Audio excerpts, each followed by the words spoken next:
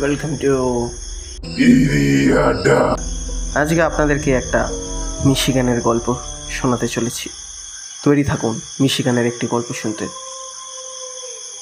মিশিগানের গভীর বনের নাম শুনলেই আমার মনে হয় গাঢ় সবুজে ঢাকা এক বিষণ্ণ সমুদ্র। সেই বনের গন্ধে মিশে থাকে আর্দ্রতা, পতিত পাতার মাটির শ্বাস আর ঝড়ের আগের নদীর অস্থিরতা। আমি তখন একাই মানচিত্রহীন ভ্রমণকারী। ওয়ার্ডসওয়ার্থ যেমন প্রকৃতির কোলে শান্তি খুঁজছিলেন, আমিও গিয়েছিলাম নিজের মতো তাই চিনতে। কিন্তু একা থাকা মানেই সবসময় একা থাকা নয়। বনের ভিতর যত হাঁটছিলাম তত শুনতে পাচ্ছিলাম ভাঙা ডালের আওয়াজ। শুরুতে ভেবেছিলাম হরিণ কিংবা শেয়াল, কিন্তু কিছুক্ষণ পর বুঝলাম ওটা যেন আমার পায়ের ছন্দে বাঁধা। আমি থামলে ও থামে, আমি হাঁটলে ও হাঁটে। দূরে বেচার ডাক ভেসে এলো, তার মাঝে স্পষ্ট শুনতে পেলাম মানব কণ্ঠের মতো দীর্ঘশ্বাস। আমি ডাক দিলাম, কে আছে? উত্তর এলো না, কিন্তু বনের ফাঁকে দূরে আমার নিজের গলার মতো এক প্রতিধ্বনি, কে আছে? বাতাসে হঠাৎ ঠান্ডা এক অনুভূতি এলো, শ্বাসে ধোঁয়া ভাসছিল। হঠাৎই ভেজা মাটিতে তো পায়ের চাপা শব্দ, কিন্তু চোখ ঘুরিয়ে দেখলাম কেউ নেই। তবুও গন্ধ পেলাম কাঁচা রক্তের মতো, শান্ত তীব্র গন্ধ। হঠাৎ টর্চ নিভে গেল, অন্ধকার আমাকে গিলে নিল। চোখের কোণে গাছের ফাঁকে দাঁড়িয়ে এক অবয়ব, মানুষের মতো কিন্তু হাতে অস্বাভাবিক লম্বা লম্বা নখ, মাথা ছায়ার মধ্যে বাঁকানো। আমি টর্চ অন করতেই মিলিয়ে গেল, কানে আবার শুনতে পেলাম একা একা আমারই স্বর। হাঁটতে লাগলাম দ্রুত, কোনো দিকেই পথ চেনা যাচ্ছে না। হঠাৎ গাছের গায়ে তাজা আঁচড়, আর ঠিক নিচে মানব পায়ের ছাপ, কিন্তু 6 আঙ্গুল। ঝোপ থেকে হঠাৎ কেউ ডাকলো, অরিজিৎ থামাও। আমি চমকে গেলাম, বুক ধুক ধুক করে উঠল। এটা আমার শৈশবের বন্ধুর গলা। চোখ তুলে দেখি ঝোপ থেকে বেরিয়ে আসছে সে, কিন্তু মুখে মানুষের মতো মুখোশ, আর চোখ দুটি একেবারে ফাঁকা। আমি দৌড়াতে শুরু করলাম, পিছনে দেখে শত শত কণ্ঠস্বর ভেসে আসতে, সব আমার নিজের গলার অনুকরণ। অরিজিৎ অরিজিৎ অরিজিৎ। মোচট খেয়ে পড়ে গেলাম নিজে মাটিতে। টর্চটা ঘুরিয়ে আলো ফেললো সামনে একটি মুখ হেঁটে আসছে, মানুষেরই মতো কিন্তু চামড়া টানা, গলার হাড় খসখস করছে।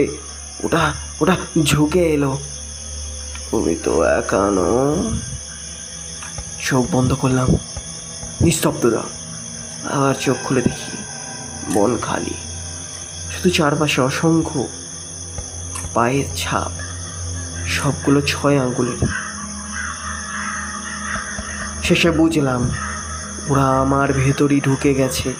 এখন আমি যখনই কারোর সঙ্গে কথা বলবো, আমার কণ্ঠস্বর আমারই থাকবে না। তারপর আমি ভয়ভীত হয়ে গেলাম আরো বেশি।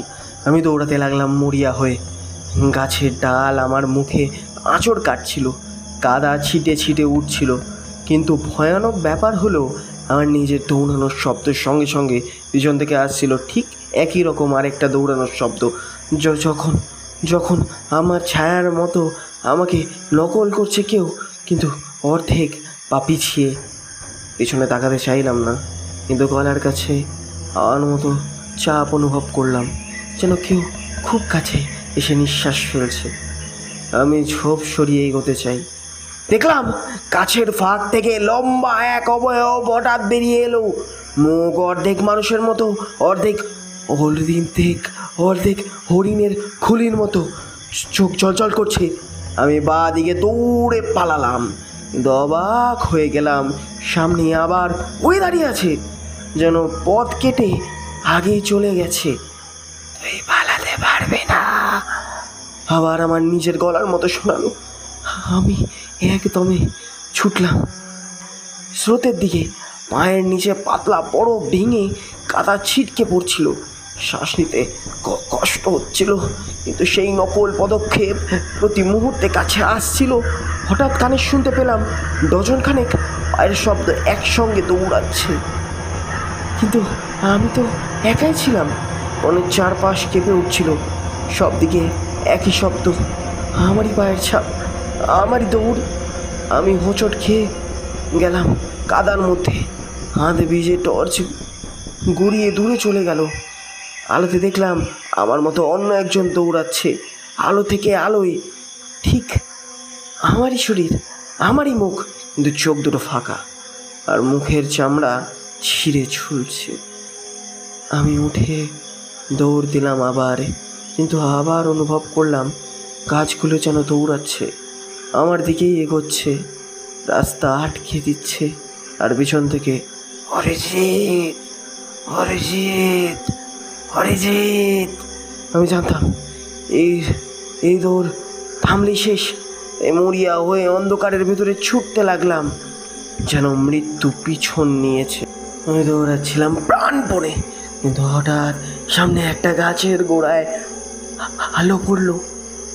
ওখানে ঝুলছে এক হরিণ, কিন্তু হরিণের গলা নেই, তার জায়গায় মানুষের মাথা বসানো, মুখটা কাত হয়ে আছে আর চোখ ফাঁকা, রক্ত ঝরছে ধীরে ধীরে, মাথার ফাঁক দিয়ে মাটিতে পড়ছে।